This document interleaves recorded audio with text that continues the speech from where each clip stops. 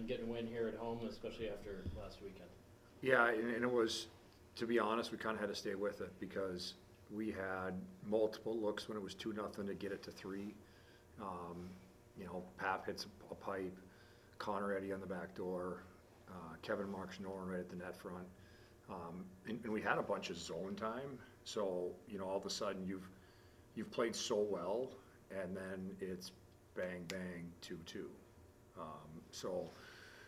I thought our response was really good when the goal was called a goal.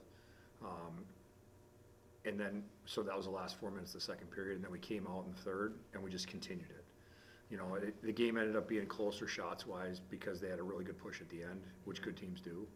I thought tonight there was good execution, and there was good effort, and there was goodwill. What was the explanation you got after their second goal on the challenge? That it was inconclusive. I'm not a math major. That player's 5'8", and he jumps and sticks up here. Right. The goal is 4 feet high. So by definition, just saying. That's true.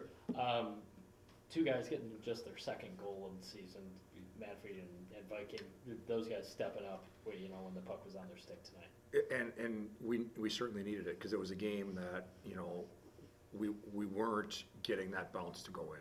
So, and both are freshmen, and I kind of always say after Christmas, there's no more freshmen.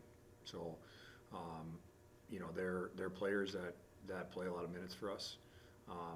Modbay's, on the power play, and that's his first power play goal, so hopefully that's a sign of things to come. And, Ket and Viking had a great start, and he had a little hiccup for a couple weeks, as freshmen do. But I think right towards the end of break, he really started playing well, and he's just kind of continued that.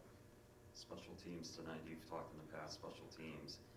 After St. Thomas killed off the 5-on-3 and then that power play, did you feel the momentum go across the ice for a little bit? No, because I thought on our power play, I always say, yes, we want to score, but what you want to do is build momentum, and we definitely did. I mean, because we had a ton of looks, and we just couldn't get it to go. And then, it was really, it was still 2-1 after they scored. I was worried about the one to make it 2-2, but we had a great response to that.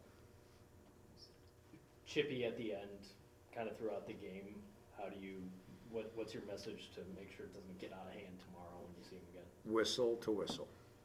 And they're smart. Like, a lot of times it's a depth player on their team shoving a top player on our team, and you got to have some situational awareness. Like, that's not a good trade.